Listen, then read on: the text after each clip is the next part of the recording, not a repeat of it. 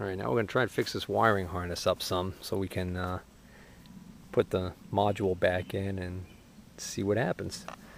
Of course, you recall from earlier videos, the wiring harness is completely shot. And originally I was worried about this plug, replacing it. But then after what I read, this plug is actually a weak point in the system. There's actually corrosion on the inside here, you can see it. And that can actually start to cause problems with the module failing and other problems. So I'm just going to get rid of all of this wiring. So what I want to do is I want to cut back to good wiring wherever I can. So like these wires right here are the shift wires, and these were spliced onto right here. So I'm going to cut those off. And then we got looks like some kind of a temp sensor here. That was obviously spliced onto at this point with crimp connectors. So we're going to probably have to take that out of this holder right here to get to good wire to reconnect onto those. We got another sensor here. That wire is actually in pretty decent shape all the way down to this crimp connector. And then of course we've got these wires come from the points. One of them goes over to a ground and one of them goes over to this plug. It's barely hanging on. And this actually looks pretty decent. This is the choke solenoid. Of course, I already had started redoing the starter solenoid wiring. This is just a ground. It looks pretty good anyways. This wiring here to this device, which I haven't identified yet, seems okay, but I might not have a plug that's going to be able to go on that, so I might have to cut these just so I can reconnect onto these wires. So let me get started in cutting some of this stuff out. Alright, so now I've got the old wiring, engine wiring harness off. Now I'm going to cut this plug off.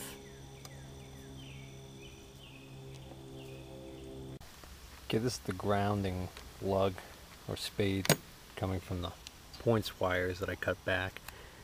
And it goes right on this stud right here. I'm going to redo that.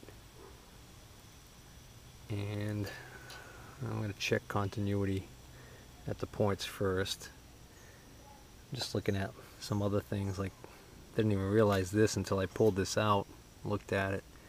This wire is completely corroded off, and the spade connector inside that metal part of that connector is just completely corroded away.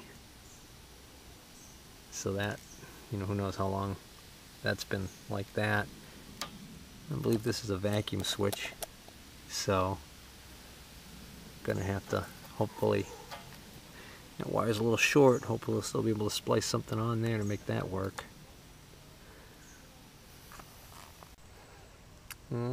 Wire to the starter looks pretty good. It passes through a hole in the center of the engine here and comes out through here, and it looks pretty good. And I already made that connection onto the new starter solenoid. This wire is corroded. You can see it down in there. That's corroded. And also the ground, the main ground, comes up here, and you can see that's corroded. So that's not good. So I'm going to want a better ground connection than that. So I'm going to have to take that one out. And that means I'm going to have to loosen this and see whether or not I've got enough extra cable from coming up from the front there to splice this back. Well, I loosened up this cable harness enough so I could pull this around, and now I can see that the ground wire's got a couple of spots that the mice totally chewed through the insulation there. In this spot, I can see the copper conductor's all corroded, so I'm going to have to go back further than I originally thought. So I'm just going to take this whole cable and clamp and take it off completely. Now, this cable harness is made up of 3 sub-assemblies. Basically get this outer jacket, and then you get these the 2 large conductors, and then this third cable, which is a multi-conductor wire, which is all of your other connections. So what I'm going to do now is I've pulled quite a bit of this out, and as I pulled it out of this hole from under the boat there's plenty of extra cable, which is good, but as I pull it out I expose more where the jacket's just completely missing, and this had been taped previously and looked like it failed again. But my main concern is getting back to cable that's not corroded. I can see down there that's corroded, and again, like I said, I could see on the underside here that doesn't look too bad, but over here it's got some bluish green corrosion. So I'm going to trim this jacket back. Oh, this positive cable is much worse shape. I scraped it here so you can see the copper wire that's below it, but that's all corrosion that's on top. I'm wondering if I keep going back, I notice that there's a discoloration to the insulation that ends about here. Maybe I'll get lucky and that's where the good cable is. I think I'm just going to end up replacing the two heavy leads here, because all they run is they only run down here and they run right to the battery. And this terminal on the battery, this is really badly corroded. I got a feeling I'm going to find that this cable is also corroded pretty far back inside there, and by the time I cut this back it's going to be extra short, so it's not worth it. Plus lots of times you get a spongy area in the cable that's corroded, you can't even see, it's going to cause a bad connection. Ground cable right here, I can feel it's spongy right there where it goes into the terminal, so we'll scrap those two big cables. So in order to do that, what I'm going to do is I'm going to cut this outer jacket off completely, and I'm going to be real careful and try not to damage the jacket on this wiring harness here, because this is the one I want to try and reuse, because this one doesn't look like it's as badly corroded. Almost there, cutting through a mile of what's left of this outer insulation, and looks like they used at least one roll of electrical tape trying to patch it.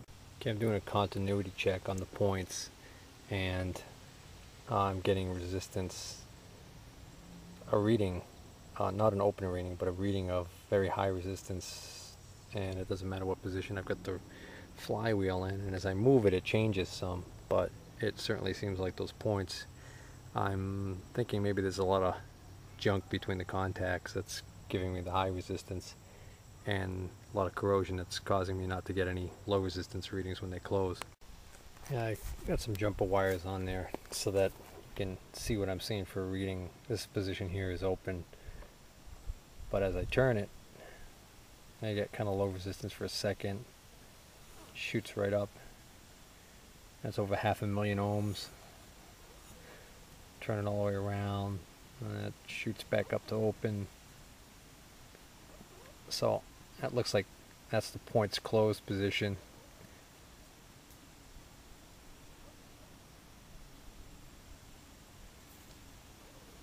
And then every once in a while I hit a spot where it goes to infinite resistance, but it doesn't really seem right at all, so I'm going to have to get to those points, which means I've got to pull the flywheel, and that involves taking this large nut off and using a puller. So I'm going to have to borrow a puller because I don't have one for this flywheel, and the last thing you want to do is try and use the wrong kind of a puller on the outside edges or bang on it or anything like that. You'll run the risk of damaging the crankshaft. Alright, I picked up Loner harmonic balance puller or crankshaft pulley puller kit from the auto parts store to take that flywheel off, but first I've got to take off the big nut, which is it's a big one. It's 1 5/16". So I've got my cheapy 3/4 inch drive socket set. I got the socket out of that. Now if I put a breaker bar on there, obviously it's just going to want to turn the crank, so what I'm going to do is I'm going to reduce that down to 1/2 inch, and I'm going to use my 1/2 inch impact driver because that does a really good job of getting these nuts off. What happens is it tends to want to bang and loosen that nut quicker than the flywheel wants to actually start rotating. So typically this will work 90% of the time. Alright, piece of cake. That came right off, no problems. So now I'm going to use the puller to pull that flywheel off of the what should be a tapered shaft. Now I always check the rental kits before I leave the store to make sure there aren't any parts missing. And there weren't, except for this jam nut, and I don't need that. But what I didn't notice until I took them out was all three of these 3/8 inch coarse thread bolts that I need that come with the puller to go in here. 2 out of the 3 of them are bent. This one's bent really bad. And the little flanges on them are kind of torn up from the stress of being tightened down on the puller. So hopefully I'm going to be able to get this off with this. Otherwise I gotta scrounge up some 3/8 inch bolts or go back down to the auto parts store and tell them that this ain't gonna work. Alright, so that's basically the setup. You put this little pointed part down inside that hole, tapered hole on the top of the crankshaft, and then this large bolt goes through, and you want to try and get this as level as possible and make sure that it's screwed in so that it doesn't pull out. That should just about do it. And now what I can do is I can tighten this up. Alright, I snugged this up with my ratchet, and then same problem as before, which is it wants to just turn the whole crankshaft. So again, same trick. Going to use the impact driver and just give it a quick buzz. And just like that, boom, flywheel comes right off. And then alright, so obviously this is your alternator, for lack of a better term. You can see this cutout switch clearly, and we can see that the wiring comes up, and it's actually got a clamp right here, and then disappears underneath there. So looks like